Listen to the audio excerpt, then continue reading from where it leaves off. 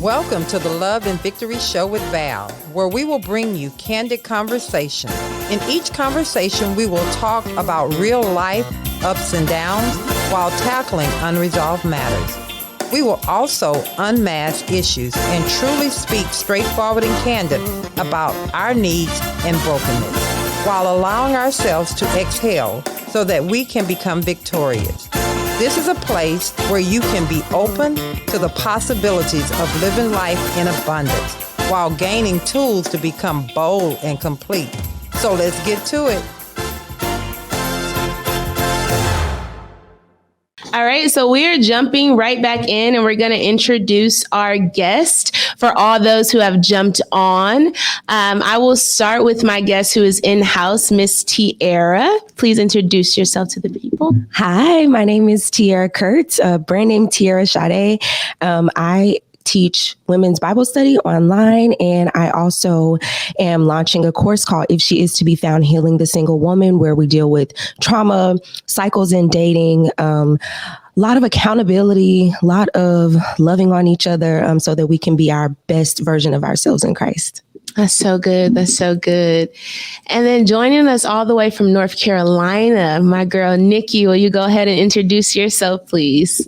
Yes, my name is Nikki Roundtree. I am the founder and creator of Queendom Building the app, which will send you motivational quotes and inspirational quotes to your phone every day, just trying to help women and men through life's journey because it's hard.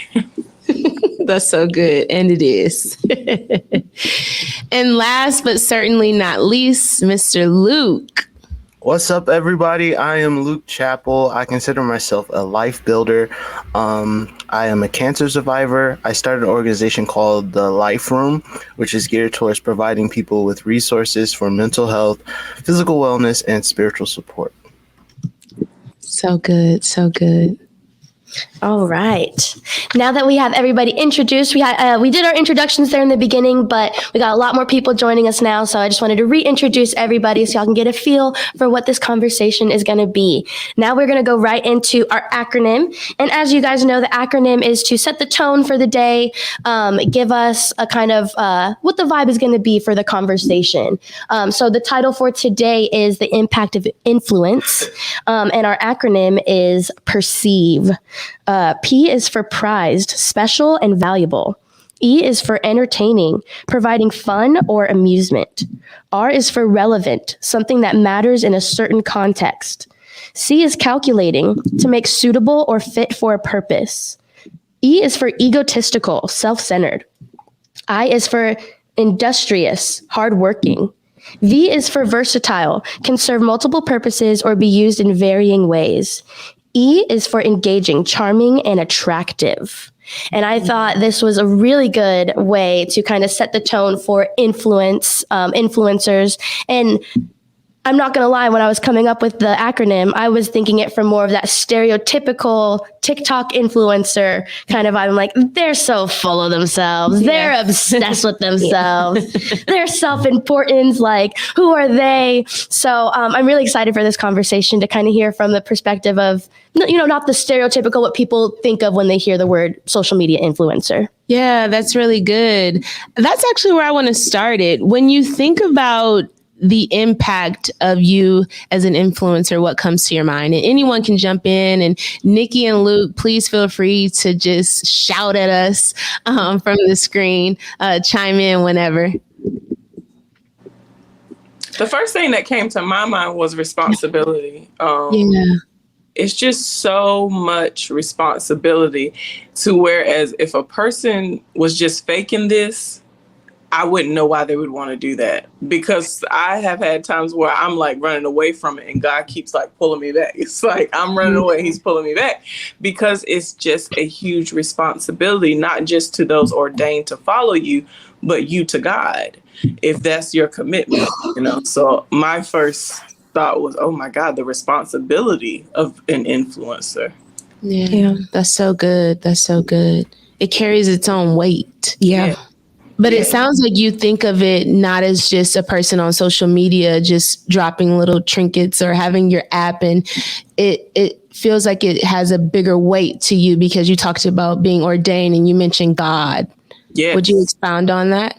Oh, absolutely. So I have always felt this type of calling since I was a little girl. And those of us who are influencers, or I call it being called, not necessarily influencer, but I understand, you feel it, you know, and it's just like my vows with my husband. I love him and I want to honor him. But baby, I took these vows before God. So whatever God has called me to do is just such a higher calling than anything. Like, so when I'm on social media, it's not for play. Now it is entertaining sometimes. And I do go up there for a laugh and a relief. But when God has called you to do something, you understand the responsibility of it is way more than what. So that's why a like and a share can't confirm my calling. Because it came from God. So you just came in hot. Okay. So you just don't come in hot like that. Say that last part again. A like and a share can't what? A like and a share, it can't confirm my calling. And I had to talk myself out of that when I first started, because I was like, well, God, I stopped for a little while and then I feel like you whipped me back here. Now I'm here. Nobody's liking, nobody's sharing. And God had to say, why are you looking for people's approval over what I've already called you to? Yeah. You're doing it wait a second. I'll show you what it's supposed to be, but do you trust me? Yeah. So it's like, okay, I don't care if you like it. I don't care if you share it. You don't ever have to do that. It can't stop what God has ordained. That's so good. Woo! She coming in hot. She did. Would you like to chime in? It did. And did. Drop the mic. So similar to Nikki, when I think of influence, I think of discipleship. And just this idea that influence is not about numbers as far as like quantity. It's not about, and if you think about it, like we live in a time now where people are literally buying followers or paying to be verified on social media because of what that represents. It represents people want to follow me. People want to see what I'm doing. Yeah. And I think that thinking of it through the lens of discipleship, it's just a constant reminder that as an influencer, what I'm being influenced by is so important, and it's going to impact the way that I influence other people. Absolutely. So it just comes down to discipleship for me. And discipleship is a life of discipline. How I show up day to day matters, not just on social media, but in my life, because that's where it starts. And I think a lot of us erroneously think that influence starts on social media, and it doesn't. God could entrust me and say, hey, I want you, because I got off of social media for like 8 months and I was not going back because it was such a peaceful life. Yeah. But God said, I want you to go into this space because you have managed well what I have given you with these few women that I have entrusted you to speak into and to teach and to pour into. And so now I want to move you over here so that you can have more reach, because I trust that what you're saying, you're doing it with the right motive. You're doing it consistently. Yeah. You know what I'm saying? You're doing it in excellence. Yep. So I'm trusting you by raising the platform. You know what I'm saying? It's discipleship. Wow. That's so good. Yeah. Something you said that really struck a chord in me was that you have influence before you ever have the platform. Absolutely. Mm-hmm. Let's talk about that. Having influence before you ever set foot on a platform where you are able to connect with the masses. That's something that I think you kind of, and I think Nikki kind of mentioned this, like from the time I was a kid, I knew that there was something there and I ran from it. But it's not something that you can just decide, oh, I want to be an influencer. It literally is a calling. And what people don't realize is with that calling also comes a burden sometimes, because sometimes I go into a room and I don't want to be a quote unquote like a leader. I don't want to be the one that's talking about God. I don't want to be the one that, okay, we need to pray. I don't want to be the one to say like, I'm going to fast on this. I don't want to be that person. I just want to chill. Yeah. But it's a calling. Yeah. So it starts in your childhood, like it starts in your household. Like before I was teaching Bible study, like I talked about this with my family. I was leading my family in prayer sometimes. I was doing this with my friends. Really and then as that kind of like, okay, you're finally getting it. Why I made you like this. And then that trust comes in and it's like, okay, now I'm planting the seed in other people to desire more from you, to pull on you. Yeah. So it definitely is not a social media thing. It's something that follows you throughout your life. And you finally get to a point where it's like, okay, I'm accepting that this is what God's calling me to do, because if I don't, he's still going to love me. But my life is not going to be what it could be. That's so good. Right. That's so good. Right. Wow. I think that's something to think about just as the audience too, to think about what impact you have outside of these platforms. You know, what opportunities are you missing to connect with people and to influence them day to day? Maybe it's the lady at the grocery store who's the cashier ringing up your groceries. How can you influence? When I think of the word influence, I think of it as pouring into someone, adding value to their life, right? Influence that is going to lift them up and hopefully give them something that they can carry with them throughout their lifetime. That's why a smile is so important. A smile can influence someone's whole day and change really the trajectory of their day. It has great impact, but it's so small and it has nothing to do with the platform.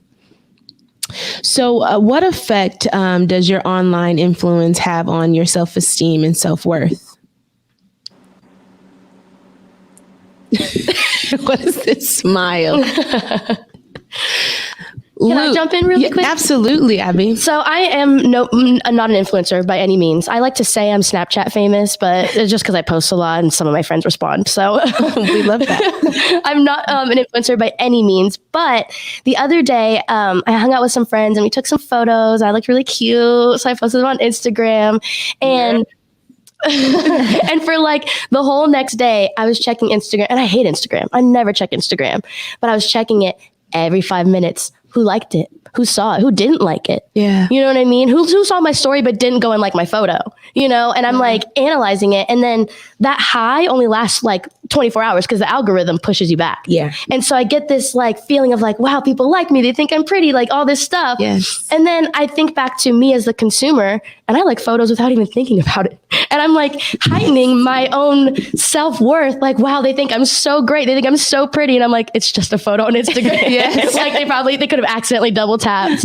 And so I think it can affect your self-esteem in both ways. Like it can make you maybe think you're a little more important than you are, but it can also make you feel worthless too at the same time. Yeah, absolutely. So good. That's so good. It can give you a grandiose sense of importance about yourself. Yeah. But it's so short-lived. And that's why social media, like you have to post 3-4 times a day. Yeah. Because that's how the algorithm works. And I think it not only becomes an addiction to the consumer to see all that content, but as a person posting it, it's like, well, I got to post more. I like the attention I'm getting. Absolutely. I like the followers I'm getting. Yep. Yeah. Yep. People are seeing me. People are recognizing me, right? Because I'm getting my value from this platform that's not real. Yeah. It's not real. Yeah.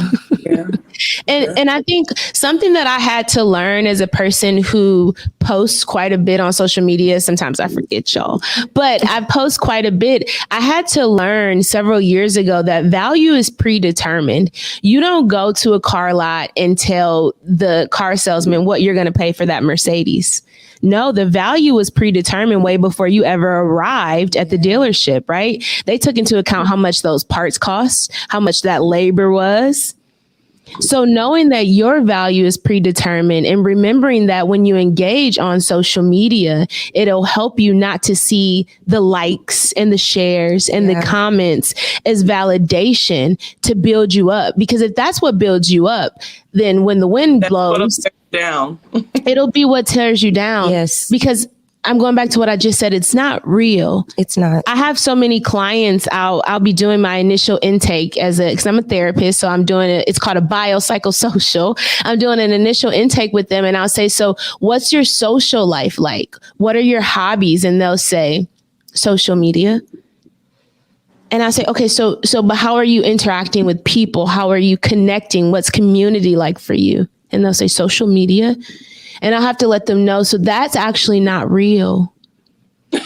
What are you doing outside of those platforms to engage? And it's the truth. Yeah.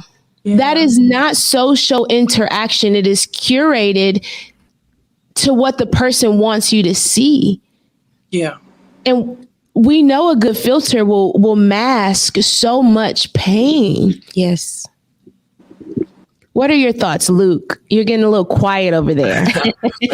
I'm enjoying all this. You guys or ladies are dropping gems, so I'm just taking it all in. But I think with social media and just with being an influencer, you have to first not despise small beginnings. You have to be able, and I think you said it, Stephanie, able to know that influencing is not just an app. It's not just social media. It's not just posting, but influencing is actually having an impact on the area that people are listening to you in. So it doesn't matter what it is.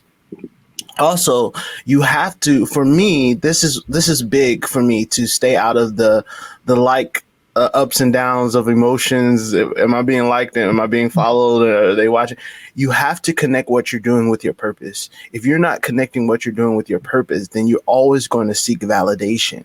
If I have a purpose and I have a reason for what I'm doing, if God gave me a mission, a call, as I heard someone say, then it doesn't matter if people like me or don't like me, because I'm not doing this for your validation. I was giving this mission and I'm gonna accomplish this as I go forward. So that's something I think about with influencing. Yeah. So good. That's really good. That's really good. I have another question. Do you all think that having fans and people that look up to you creates kind of a sort of God complex in the brain? This is a good question. Very good. Yeah. I could tackle that one. Come on, tackle it. I don't think it's anything wrong with people looking up to you. I don't think it's anything wrong with people admiring what you do. It's how you take it. You have to know in yourself. It's almost like you have to humble yourself. A lot of people say they pray, Lord, humble me. That's probably like one of the worst prayers you can pray, because you'll be humiliated. But it's about you actually. It's about you actually knowing that, hey, what I'm doing is having impact, but also I'm helping this person, and it's from a place of service and not from a place of receiving some type of, worship or something, Yeah. I think that has a lot to do with it. And I also think when people admire me, they see me, but what they really admire is the God in me. So you say you admire me, awesome, because my prayer is, God, let them see you, even if it's through me. Because some people are only going to find God through us. And that's why the impact of influence is so important, because you are really the way that some people are only going to see God. Oh, that thing is heavy on me. Yes, that's good. That's a big responsibility to know. That will help you treat people right. That will help you smile at people, as Stephanie said. That will help you not go off on people that you could go off on. Because when you leave, they're going to be like, man, I wonder why she must know God or something. I do. I do. Actually, I do. Yeah. That's good. That's so good. Something is attractive. It is. It is. Yeah. And I think that naturally people like to idolize. Mm-hmm. So even when you might not have that God complex, or, I know for myself personally, that is a consistent prayer. God, help me to stay low, because I don't want you to humble me. So let me stay low. And then even just taking in the things that I know that I'm still working on and my imperfections, and that being the constant reminder that, and I tell people all the time, I'm not God. God is God. Like, do not put me on a pedestal, because I will let you down and I will disappoint you. That's the reason why a lot of people don't fool with church, because they idolize leaders. And when they let them down, they put so much into this one person that the whole thing crumbles. And we are only supposed to build our faith on Christ and Christ alone. I am just here to be a light to point you in that direction. But please look beyond me, because I don't have all the answers, Sway. I don't.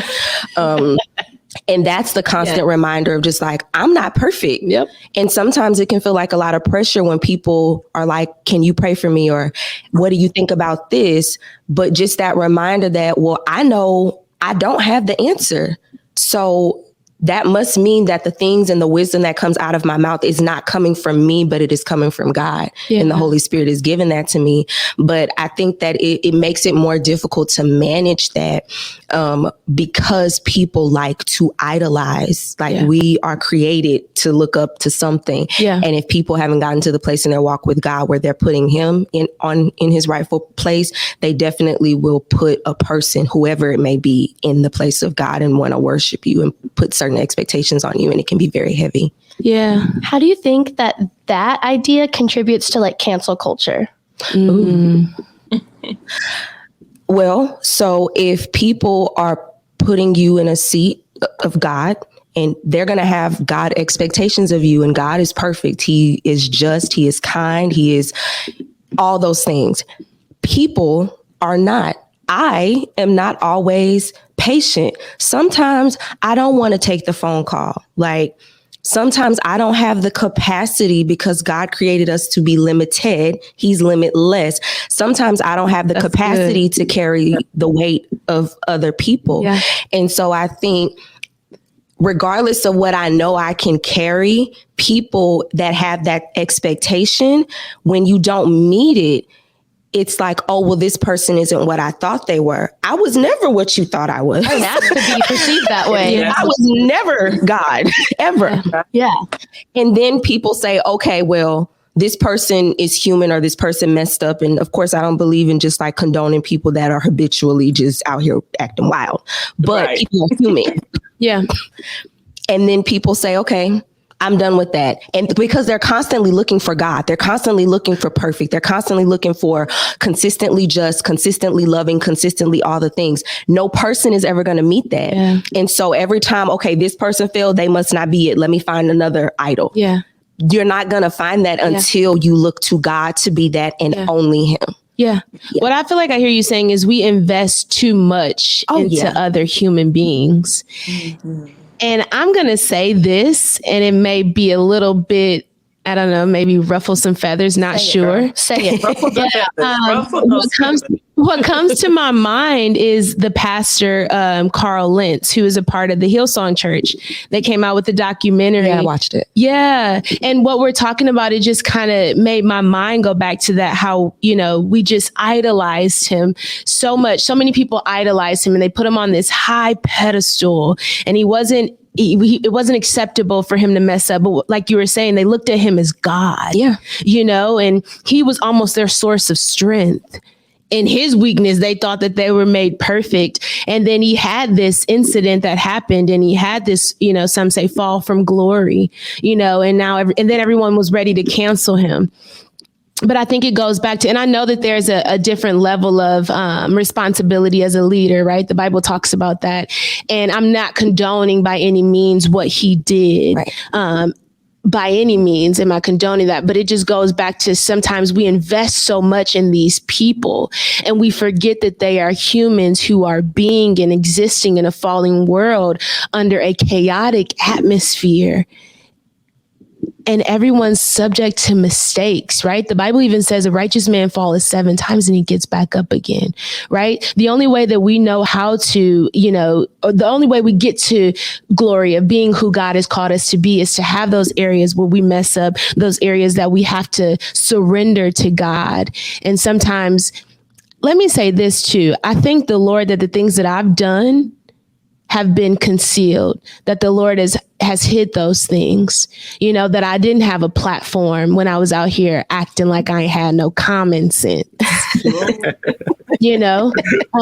I think, and I want to say this too, humility, right? They say humility is not thinking less of yourself. It's just thinking of yourself less, right? And I think a lot of us have false humility where we want to present as a person who is so humble, so broken and contrite before God. But in reality, our heart is just filled with pride to the brim. Yeah. Yeah. And I'll say this too, culture can't cancel someone that culture didn't create. Yeah. Mm-hmm. There it is. Anyone want to chime in? Can I add to that? Absolutely. So culture can't cancel what culture didn't create, but I think at some point a lot of influencers or leaders, you start off walking in the ways of God, and I'm kind of thinking of King Saul in this example. This is good. But at some point, God appointed him to be king, but then at some point he allowed the people to make the platform for him. His decisions were made by what the people wanted him to do. Absolutely. And so therefore he then put that kind of power in their hands. And what ended up happening, although the culture can't cancel what they didn't appoint, the fact that his heart was so caught up in what the people's response was going to be, it led to God removing that platform from him and saying, you know what, since you don't want to listen to me no more, I'll find somebody else to do it. Those who exalt themselves will be humbled. Those who, so. Y'all are saying all the right things. And I appreciate that. I love that. Yeah, this is good talking. But let's be real for a second. As an influencer, have you ever felt it necessary, and maybe not at this stage of your influencership, because you all seem to be doing really well, sound mind leaders, but at some point in your journey to influence, right, even on social media, did you ever feel it necessary to compromise yourself, your values, your beliefs, what you deemed as good for greater influence? Were you the person that bought followers? Were you the person that thought about buying that blue check mark because you didn't have that validation and you were searching for it? No. Absolutely not. I'm gonna tell you why. I have a social media manager.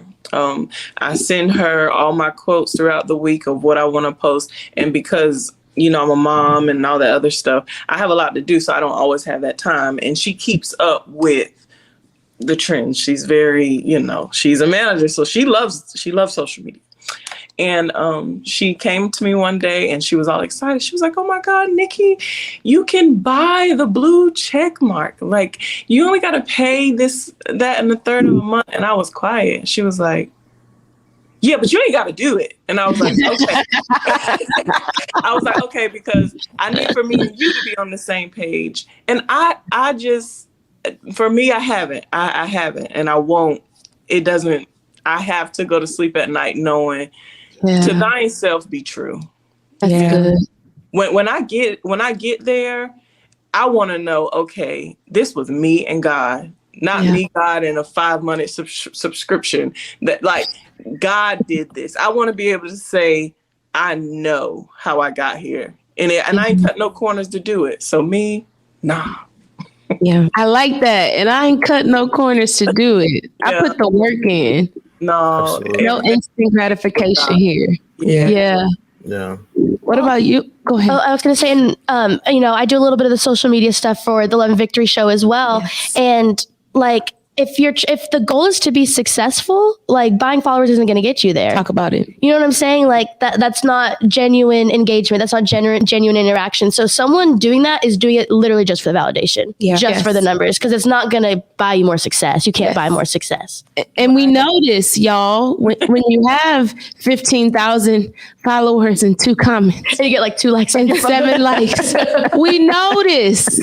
So let me say this, because there are some people that haven't reached this level of what I would call self-actualization, where you're confident in who you are. You feel like you are immersed in your purpose, and you're not swayed by the opinions and feelings and the the different trends of social media, what would you say to that person who is contemplating buying those followers, who's contemplating now that you can buy a blue check mark, they want to do that because they feel like it's going to help them to have greater influence?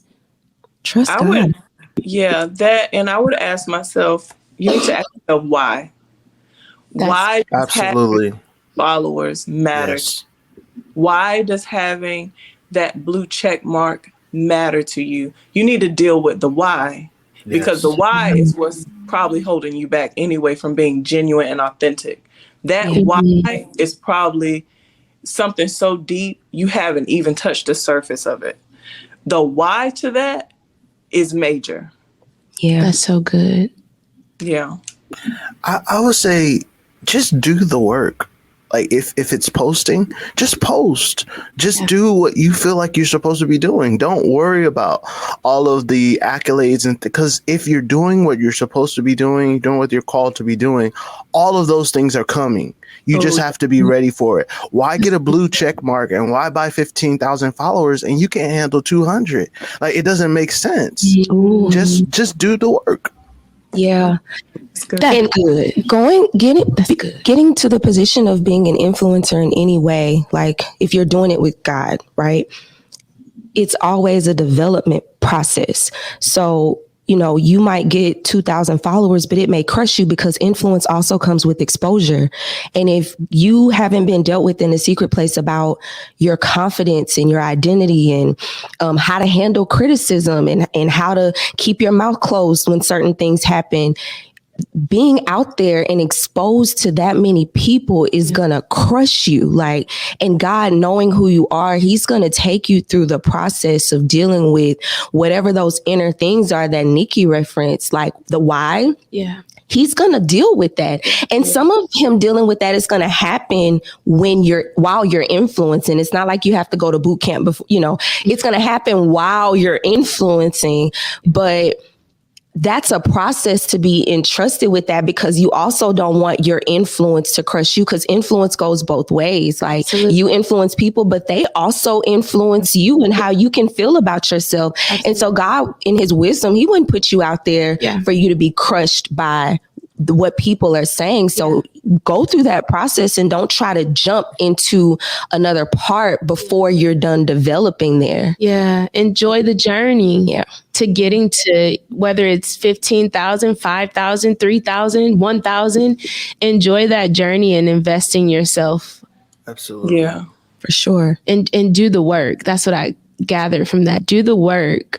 Nothing good happens when you skip ahead, because you miss lessons and opportunities that you would have otherwise had.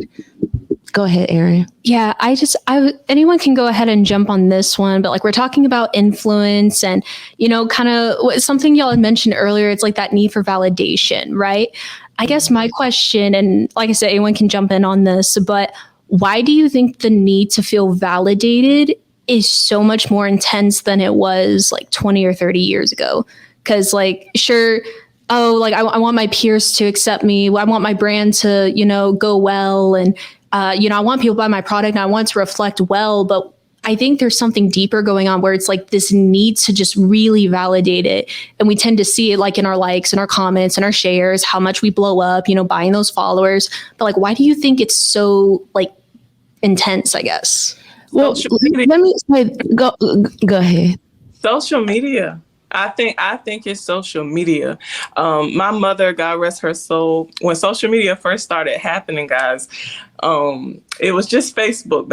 Actually, it was MySpace. But then when she got the whiff of it, it was just Facebook, right? Mm-hmm. And my brother and I were trying to explain to her what it is. And we were like, Mom, it's a place where you go up there, you tell people like what you do and all this. And my mom was the most private person in the world. And she was like, hold on. So are you telling me that you go up there and you tell people what you ate today? You tell them when you use the bathroom, and then you tell them when you go somewhere with your husband, and then you share where you go for your vacation? And we was like, yeah. And she was like, that is the craziest thing I've ever. Like, she just could not believe that people were that open with what they were doing. And I also think it's, you know, some other things from that generation. But I think it's social media because you have so many people that are your age that are showing their highlight reel to you. You get into the comparison of your mind and like, oh, well, why don't I have this? And why don't I have this? What you don't know, they don't even really have it. They rented that out. And some of them do. Some of them, you know, some of them really may do it. But I think it's social media that just has our minds. I don't think we were built. I don't think we were designed to see so many different opinions, different lifestyles at one time. And an unhealed person or a person who is still developing in certain type of growths who looks at that will run them crazy. Absolutely. That's so good. I'm going to take a different approach. I totally agree with what you're saying, but I also feel like it's been there, but I think social media just amplified what was already there, right? Because so we talked about this on our show a couple of weeks ago. We talked about Maslow, right? He's a psychologist. He has the hierarchy of needs, right? And so that fourth tier is 5 needs, right? We have our physiological needs, then we need safety, then we need love and belonging, then we need esteem, and then we reach self-actualization, which means that I'm becoming all that I can become. But right under self-actualization is the esteem.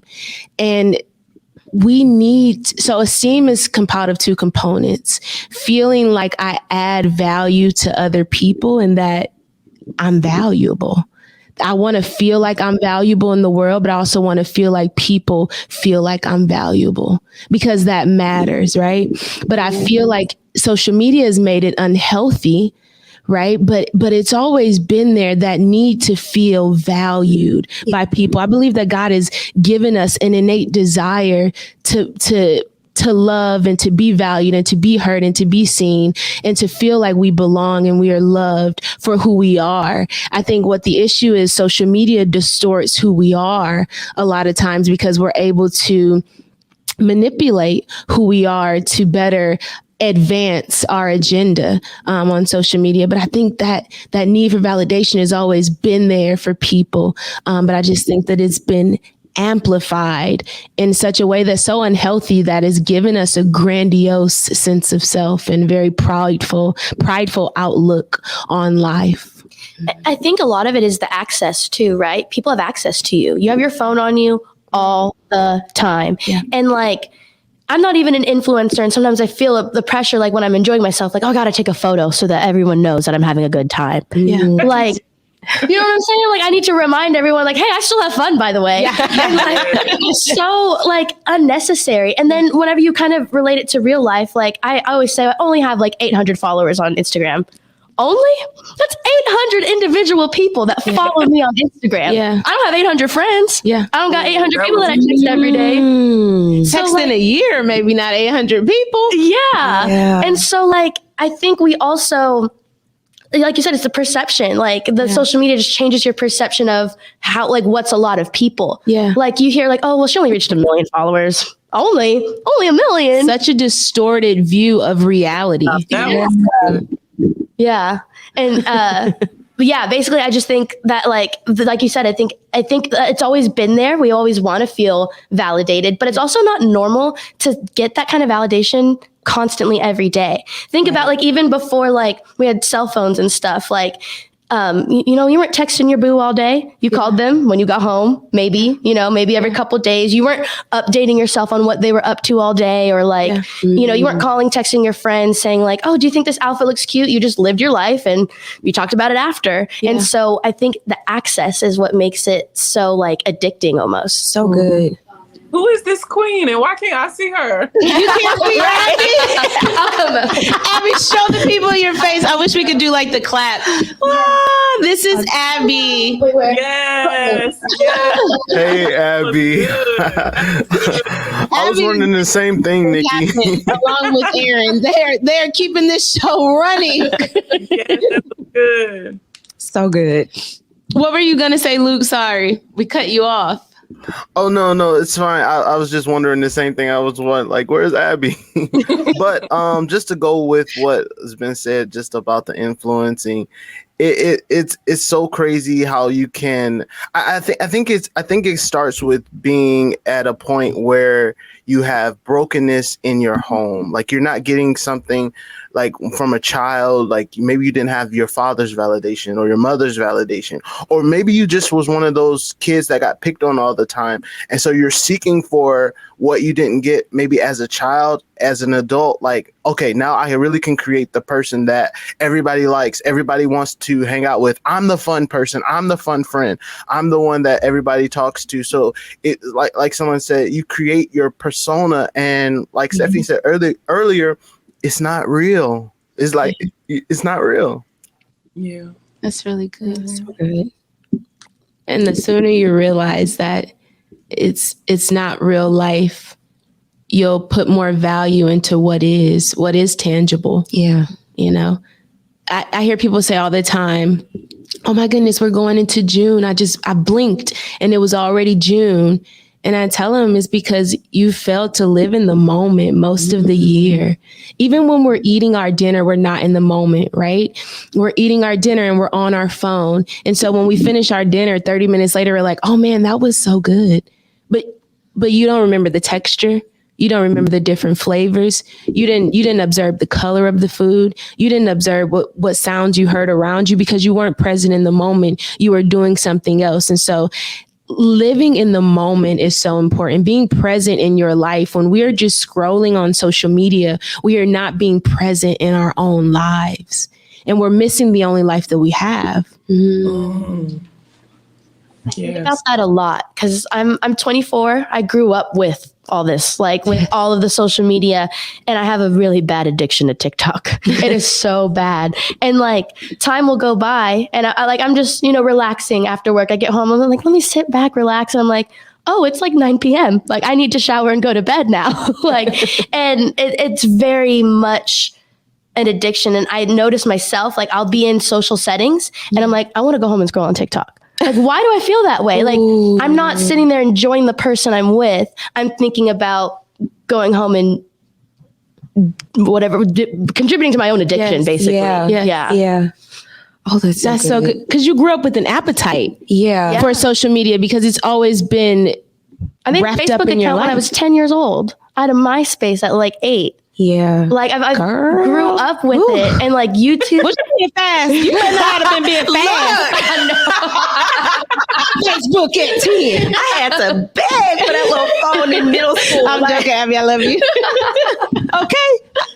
But I don't even think like our parents really knew. Like they were like, oh, it's just some little game online. Like I don't even think they realized the significance of it. Hey, y'all. That's so good. We have a special guest joining our live stream. Hello, Queen B. Hello. I had to jump on here. You guys are doing amazing. Excuse the bags under my eyes because I've been enjoying Jamaica here, but you guys are doing amazing. Y'all just hit me with all these gems. So if you don't mind, can I join in with you guys? Absolutely. We want nothing more. Thank you. Oh, I have to say to you, and I'm horrible with names. Everybody, let me give you the disclaimer. But the one, what's her name? She's not here. I think you have the app. You have an app. What's your name?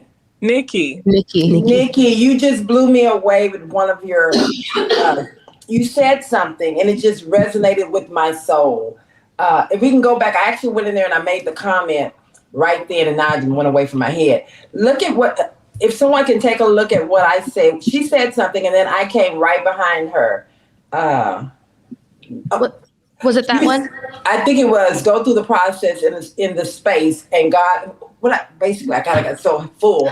What I was saying was, I think you said something about you kind of just have to trust God where you're at and just kind of go through that process and get in the head. Basically, what I want to say is that for me, when I was starting this thing, I was not getting a lot of likes. I was not getting a lot of followers. And I had to get out of the headspace of needing validation from other people and truly trust that when God puts you on a journey, that journey is it's partly for you, but it's about you doing what he has you to do for him and for his kingdom. And but every now and again, we go back and forth into our space our head, our needs. And that's that place we have to constantly check. And so I wanted to say to you ladies and gent, we have to remember as God is using us to influence others, to help others where they're at, he's using us not so much about us, it's about them. And if we stay out of that space of needing that validation, that, hey, what about me? What about me? God's going to only bring us up. And forget the likes, they're going to come. And if they don't come, that's not what you're here for anyway. I just had to jump on here and say that. That's so good. Yeah, that's good. How long did it take for you to have that realization? I'm going to be honest with you. For the first year or so doing this, it was ripping me apart on the inside. Full transparency. I was like, okay, God, you put me here. Why am I here? Why am I doing this? I can't even get family and friends to do this. It's embarrassing. I'm making a fool out of myself. And one day God said, if it's just one, I called you to do it, and that one person is important. Stop looking at other people and trust me. I put you there, so I'm going to take care of you. And that's what he's doing. So I really tune out the likes. I can care about the likes. Even when I post something on social media, that's me personally. I'm not looking for how many people like me. I know you've seen me. Oh, I know you've seen me. And I just want the young people, especially women, young men, women and men, stop worrying so much about how other people see you, and just worry more about how God sees you and how God loves you more so than how people see you. That's because it was killing me, literally. And let me say this, his view of you won't change. Other people's views, it will change, right? There's nothing you can do to make him love you more. There's nothing you can do to make him love you less. Literally, and it's funny you say that because people's opinion of you change every day, every moment. It may be somebody on here right now that's saying, well, why can't you just go enjoy her vacation and let these people that she trusted to run the show do the show? Right. Well, I get fed on the show. So I want to get fed before I go back and have some more fun. So yeah. And it really doesn't matter what someone else thinks. I'm doing what I need to do for me so I can continue to be a better person. So. That's so good. You were going to say something. What? You were. Okay, so I was thinking something. It was that loud. How did you know? This is my girl. So when Miss Val was talking, I was thinking, my dad always tells me, reach one, reach many. And we really underestimate the power of what we are saying, reaching one person, because it's exponential. All it takes is one person, their mind is changed about something, they pursue something different, and then their circle of influence, no matter how big or small, if it's just one person that they reach with that nugget you gave them, then that goes around in their circle of influence. And before you know it, people that you've never even met have been impacted by one word that you said to one person. And 1,000 people may have seen it, but only one person, it was for that one person for a particular purpose. And I think we get so caught up, and, we just talked about social media. We get caught up in these numbers that are very big, that we underestimate the power of just reaching one. You reach one, you reach many. It doesn't matter if it's thousands that respond to what you're saying. You just need one. That's so good. What made you guys decide, and anyone can jump in. I'm sorry, Stephanie, you know how I am. No, you... Okay. What made you guys, okay, what made you guys jump in? Anyone take this. What made you all decide to go into the influencers world? I don't think I ever decided it. Like, I never chose this. It chose me. Because I was just living. I was honestly, this is the honest truth. And, you guys understand. But it chose me. What happened was after, I don't know, over time, people started inviting me to speak. And I remember the first time someone was like, hey, would you come speak at my church event about women? And I was like, what you want me to say? And they were like, oh, well, I'm going to give a topic. And then it just it just started to flow, and it feels so natural. What kind of, I guess a better question that I can answer would, what kind of took you away from it? Oh. And that was when I started to notice that the people closest to me didn't respect who I was. Oh, wait. I am not going to that right there is so deep. And I really hope you can expound on that. Ooh. So it was like the people, and I don't think they meant any harm, to be quite honest. They just didn't see me in that light, or they didn't want to see me in that light. No. But the people closest to me made me feel like what I was doing was this big, when people I didn't even know would be like, oh my God, like God is working through you. I could see that. So if it comes from a stranger, but the people closest to me who know me, know the same story that I'm telling these days, you never saw that in me? Okay, well, that's fine.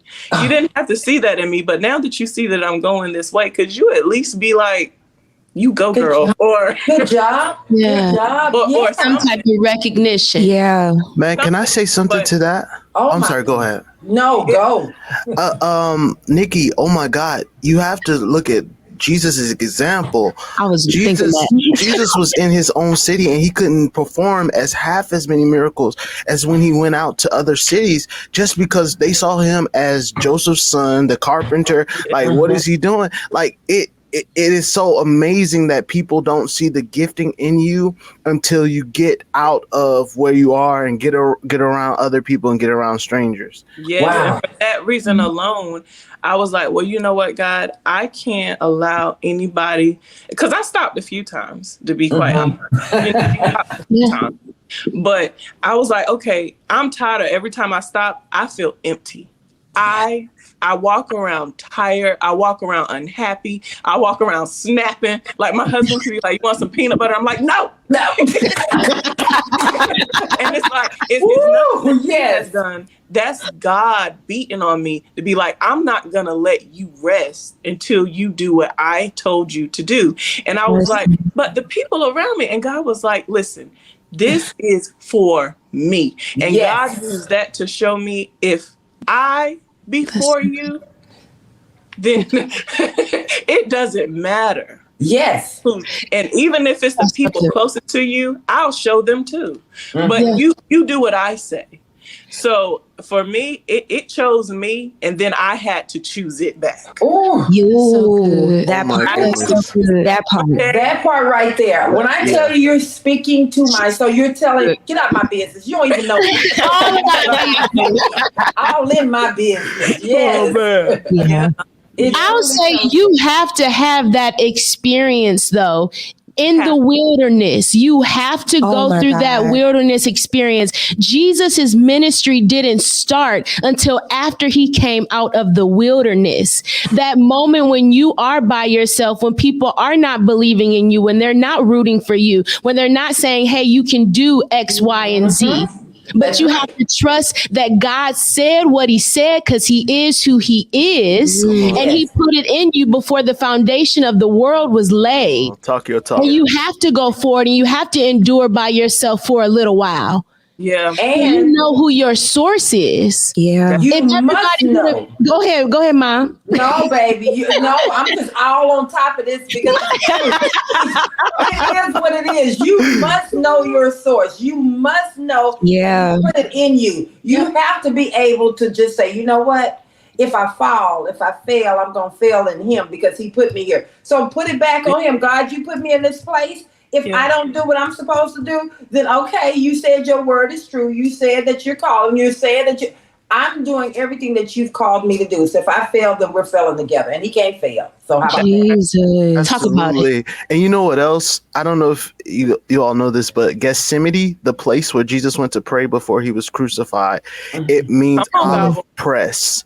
Olive press. So the more you press and crush the seed of the olive, the more it produces oil.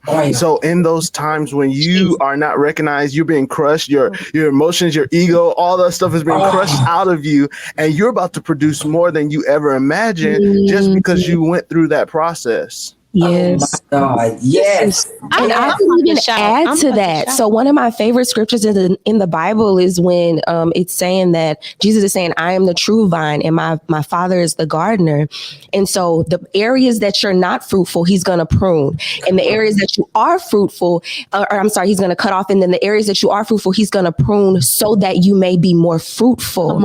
And so when God takes us through that process of not getting those likes, I think that is a part of that preparation of when I put you before all of these people, you just have 10 right now, but I'm going to put you in front of 10 million. But I want to get you in the mindset here at 10 that their voices don't mean anything, so that when you get in front of 10 million, I don't have to worry about you compromising the integrity of the word that I gave you in front of these. I don't want you to fear the faces of men. I only want you to fear me. So I have these people around you and you really want their validation, and I know you do, but I'm going to have them over. I'm not going to let them see all of what I put in you here, because I don't want you to rely on them cheering for you.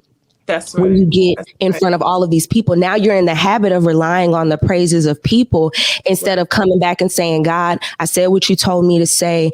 And I pray that you are pleased with this when you get in front of the masses. You're saying something that's so true. We started to grow the Love and Victory show with Val. It started to grow. And then one Saturday, all of a sudden, it was like no one came on.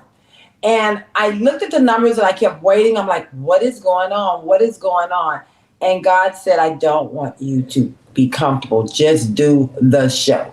Stop looking. Just do the show. So that's so true. What he's doing in this hour, he's actually making sure, and sometimes he has to take us in and he takes us up, then he takes us down. Not so low that we can't come up, but he takes us to a place allowing us to stay connected and stay focused on him and hearing his voice. That's what I believe. The plot twist, I think the plot twist is you thought it was the people around you who were keeping you afloat, but until God cuts them off, you realize it was God the whole time. The whole time. It was never anybody connected to me. I never need a plug when I know the source. That doesn't make Come on, talk your talk. That don't make any sense anyway. So you're right. Get out the way. Like, get out the way. Yeah. And embrace that wilderness period. Yeah. We run from it. To have it, it's kind of like being away. I needed to unplug. Sometimes you have to unplug from all of the noise and the work and the chaos so that he can pour into you. Last night, I know I'm taking over your show, Stephanie. You're doing an amazing job. But I had a moment last night after they had like the little thing that was going on. And Lawrence and I decided we're going to come back to the room and just go lay down. And then I'm like, no, I'm not ready to lay down. So I went up on the deck and it was already closed. And I was just sitting out there and I was just listening to the waves and just kind of enjoying the moment. And God said to me in a real quiet voice, he said, I'm glad you came to sit with me.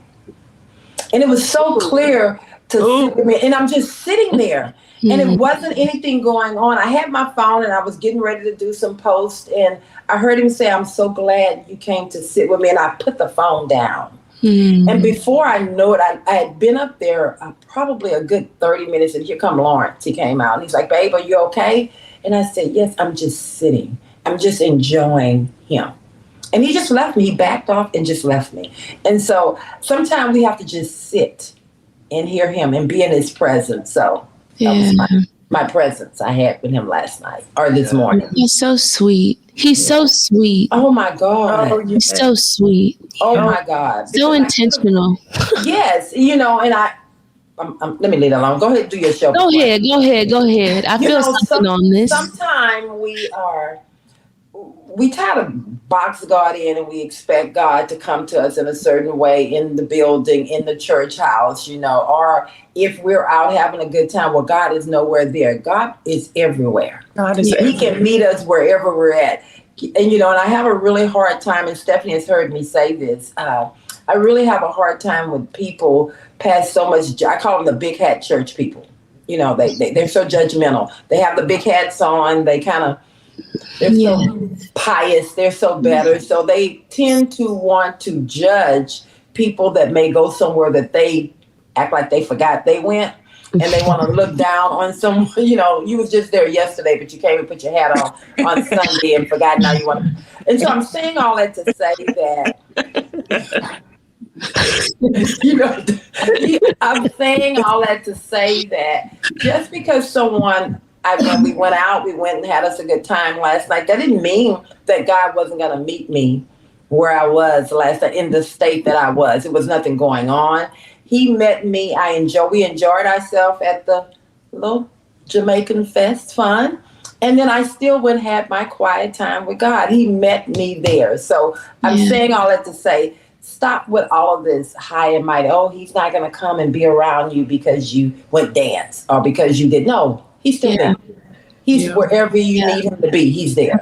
Absolutely. Lay down religion, because God is inviting you into relationship, communion with the fellowship of the Holy Spirit. Can you please say that again for those in the back of the room? Just like that, but a little louder and a little right there. Can you please say that again? Say it. I said lay down religion, because God is calling you into relationship with the fellowship of the Holy Spirit. Come on now. Come on. All right. I'm going to sit back and I'm going to be quiet. Because we have to take a break on your show. Okay. You just going to take it over. Okay.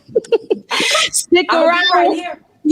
And we'll be right back for you all the way in Jamaica.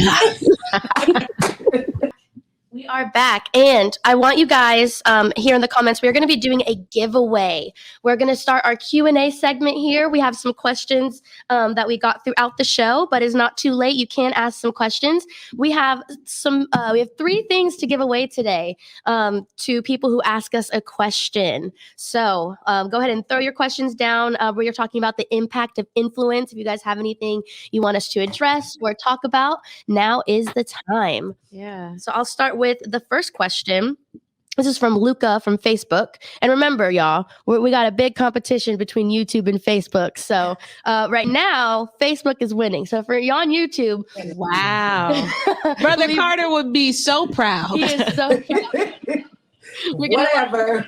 Engagement on Facebook. Luca said, as a social media influencer, have you ever gotten frustrated by social media?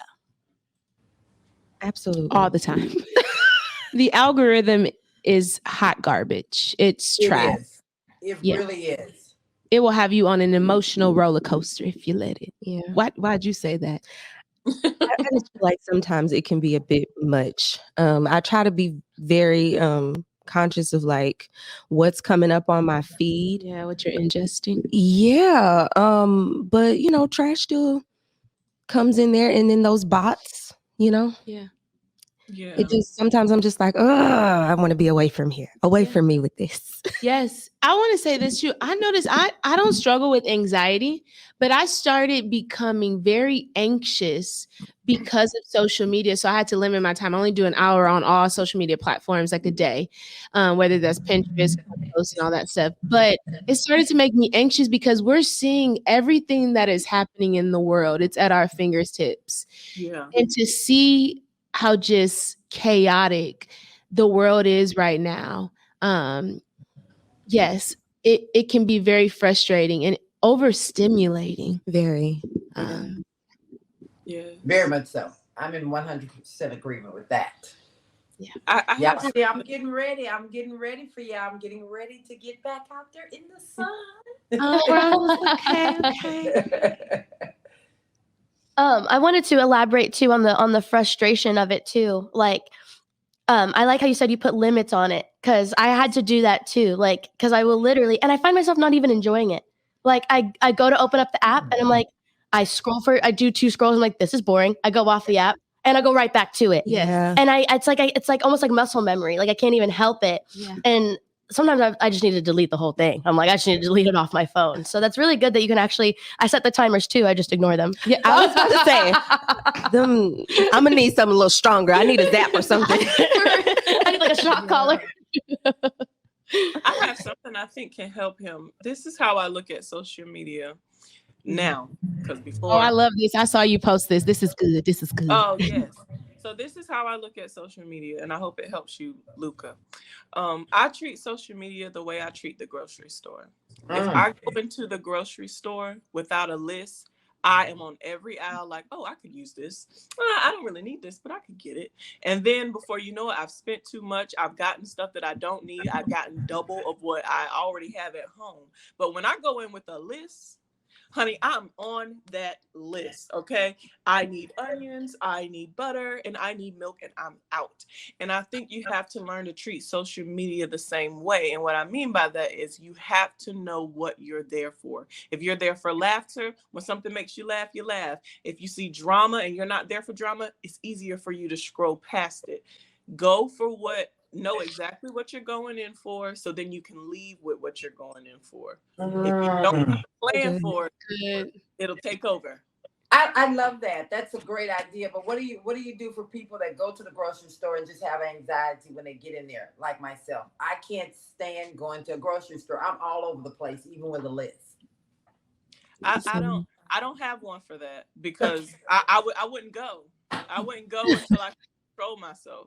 Do curbside. You hear that, baby? That's why I choose. Don't go. I wouldn't go.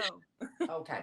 Thank you. I say outsource. I do curbside pickup. So maybe be like Nikki and get you a social media manager. Yeah. Just go ahead and do it for you. Okay. That's a great idea. Anxiety. No, full transparency. I like your attitude. I like what you said about that too. Treat it like you're going to a store with a list. What I'm looking for on the social media. What am I here for? And then get off. Yeah, I like that. I like that a lot.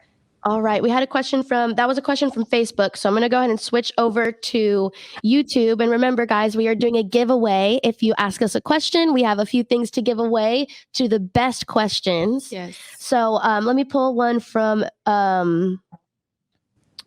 YouTube. Yes. Sorry. Thank you, Ms. Carter. This one is from John. He said, can social media manipulate people? And I kind of want to take it further. And how can it manipulate people? I'm gonna let somebody else answer this. Luke, you done got quiet. Are you awake? I'm here. I'm gleaning. Social media definitely can manipulate people, especially scammers. I would say scammers, but also just as far as catfish too. A lot of people say they're doing something and they're, at a certain point in a certain place, and you kind of trust their expertise, and so you'll reach out to them for whatever, and it's like they don't deliver on the product or the service that they said they're available. So definitely be careful of that. Yes, definitely. I also think too, with there's also like social issues that get brought up online too. And like, those are obviously usually really big debates, especially during certain times of the year and stuff like that. I think that can be manipulative as well. Like, I was talking to somebody about this recently. Like, it's just a lot of that stuff is so super extreme one side or super extreme on the other, that like people end up getting manipulated. They might be somewhere in the middle, but they feel like they have to have these extreme ideas and extreme beliefs because they're being influenced online. Especially like me being like a young woman, like I know a few years ago, I was really heavily influenced by like just certain ideas online, and I made decisions in my behavior that I'm now like, probably wasn't the best way to be, but I was like being hyped up on social media, like, oh, this is how you should act. This is how you should be. This is the attitude that you should. Yeah. And it can be very, very manipulative to the young people as well. Yeah, Erin?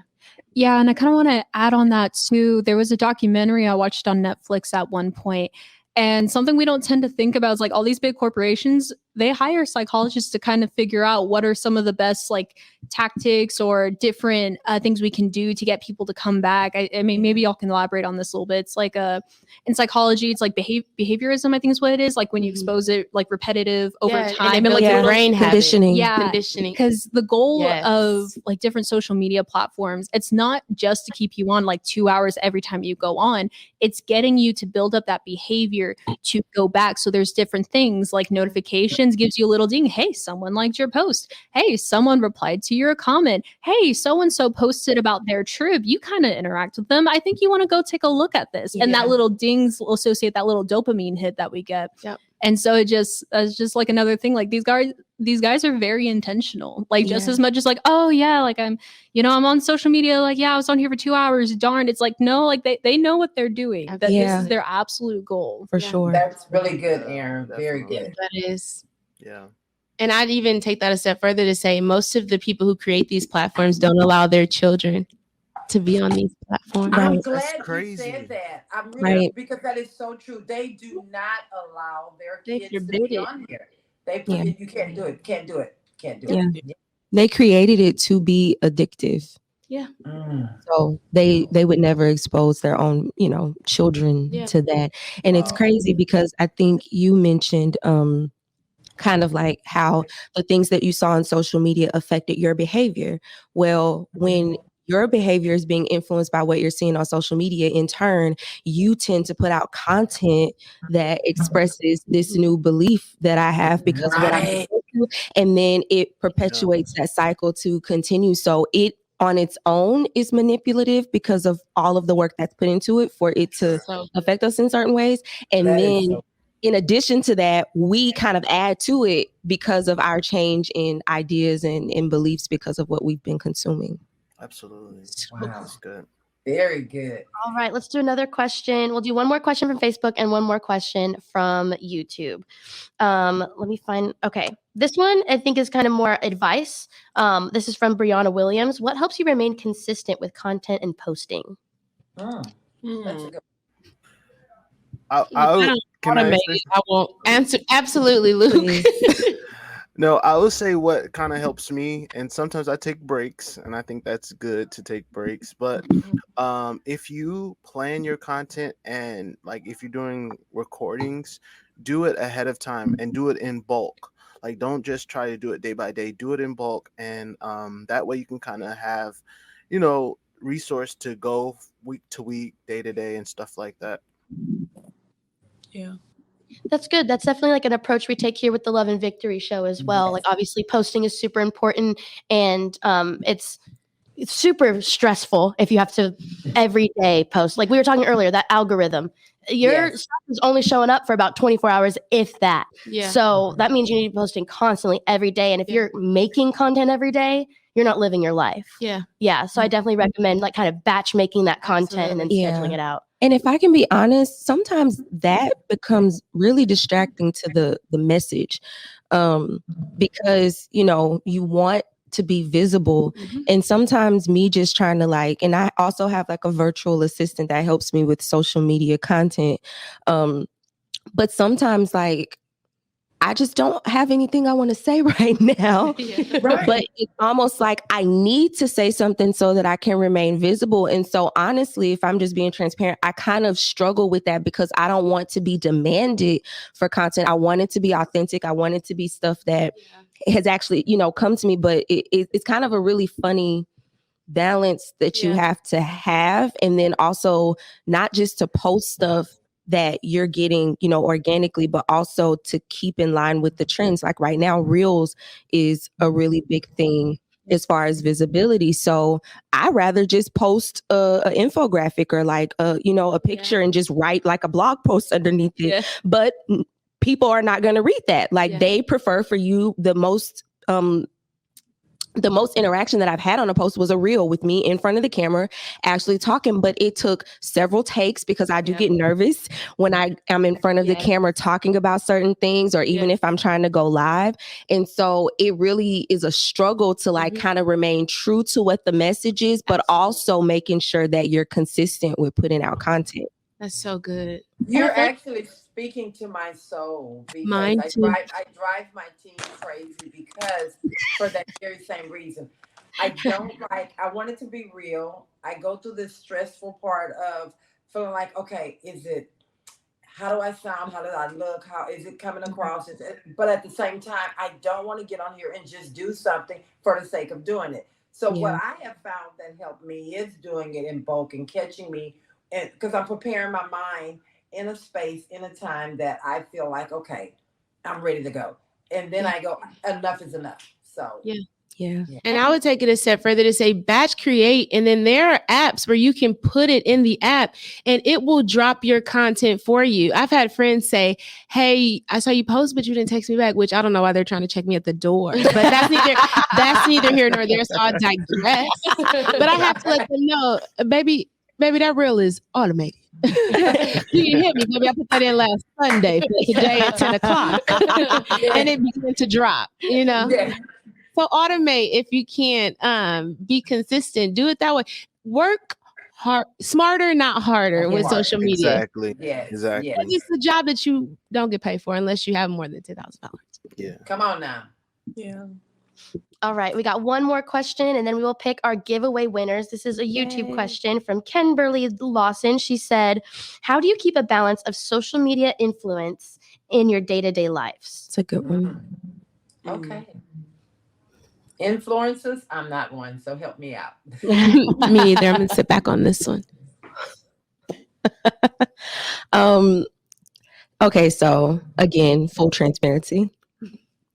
Most of the time when I'm kind of working on, a lesson, or right now I'm working on the class that's getting ready to launch, I'm not dressed up. I don't look in any way presentable. And then often when I'm looking crazy is when something will hit me to post on social media. And so a lot of the videos that I have recorded are just in my car on a Target run or something.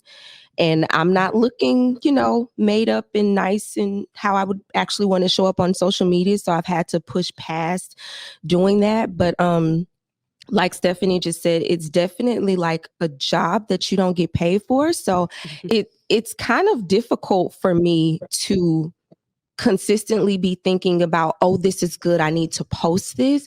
And then also to take it a step further as a believer, like some of those words are just for me. Like some of those things that I get, those words I get from God, that was for me. And so I have to stop and say, like, is this for me or do you want me to share? Yeah. Because there's a balance in that too. And then of course in looking presentable every day, because I might need to post something today, or making sure that I'm at a location that's going to look nice in my background when I'm posting. So it just becomes, to me, again, a little bit more of a distraction when you're living life, but you're also trying to make content out of your life. Yeah. Okay.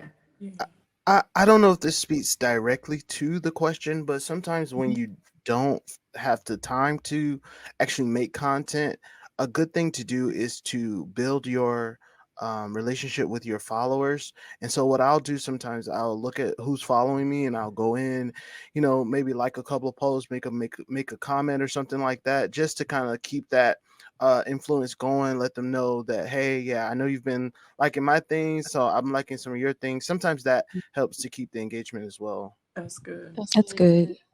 And don't be afraid to drop something and spin the block on that post and repost it. Yeah. Absolutely. Yeah. Absolutely. Yes. That's good. All right. Yes. It is that time. Making a face at Stephanie right now. It is time to pick our giveaway winners. So we have, we only answered 4 questions, so we'll pick from those people. We did have more questions, but we don't have time to get through all of those. And we're going to be giving away 3 prizes. 2, right, Stephanie? 2 tickets to Little Mermaid? Yeah, 2 tickets to the Little Mermaid. And then let me come show y'all.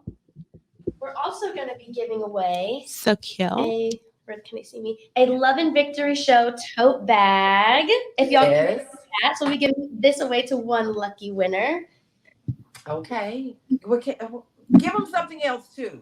Put something in that bag for them. Give them something else.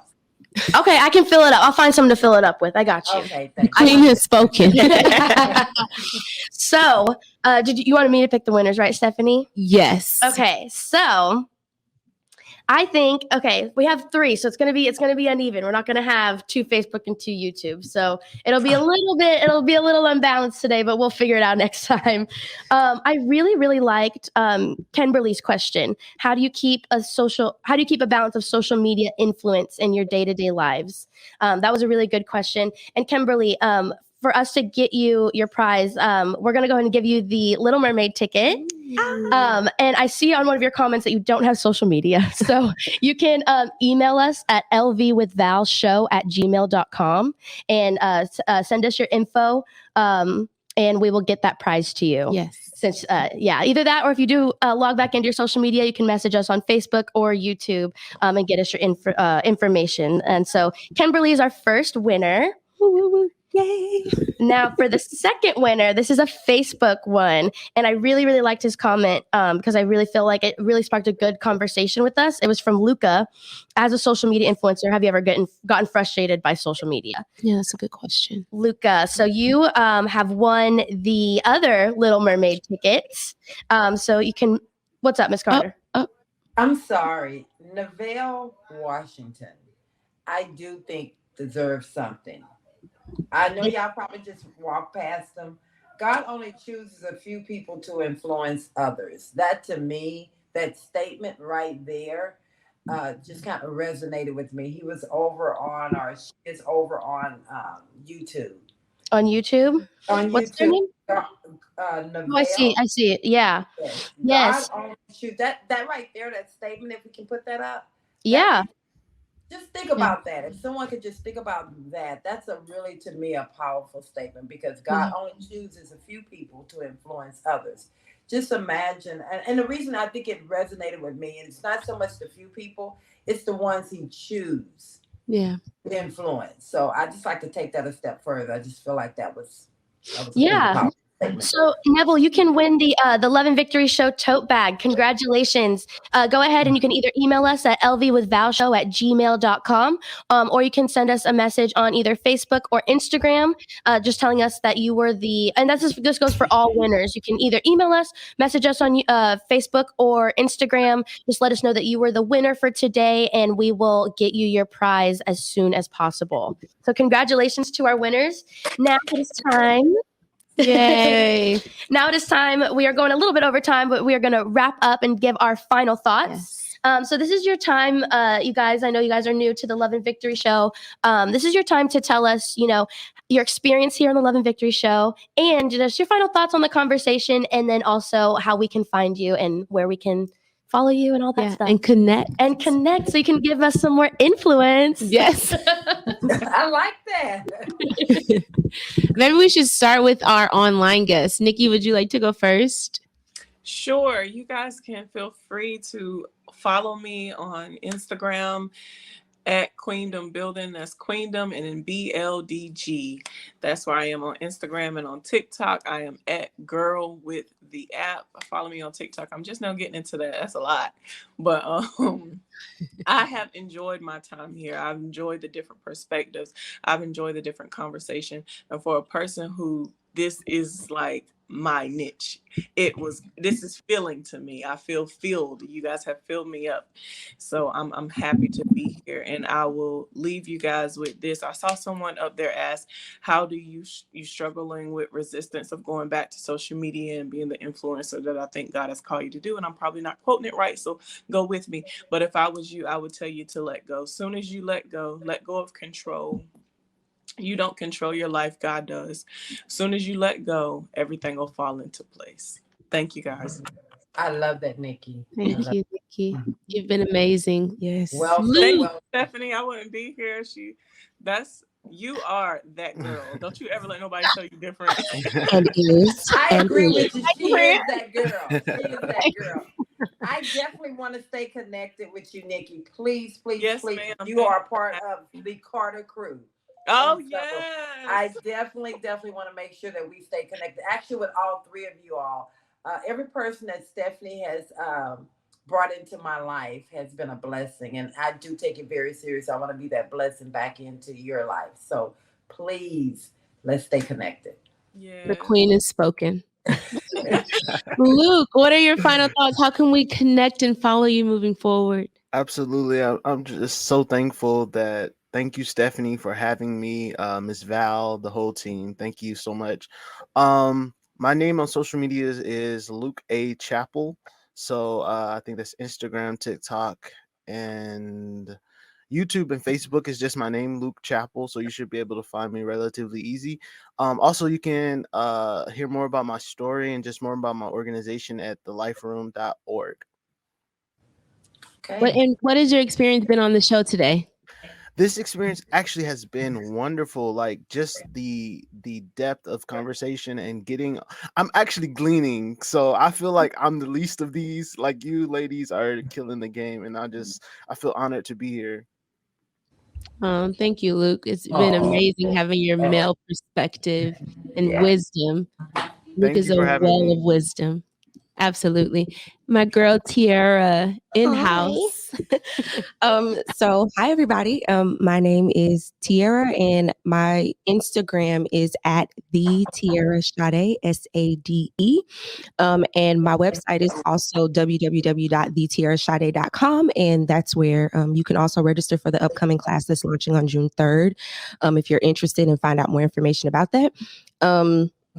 Today's experience has been really amazing. I really not only appreciate the depth of the conversation, but just the authenticity.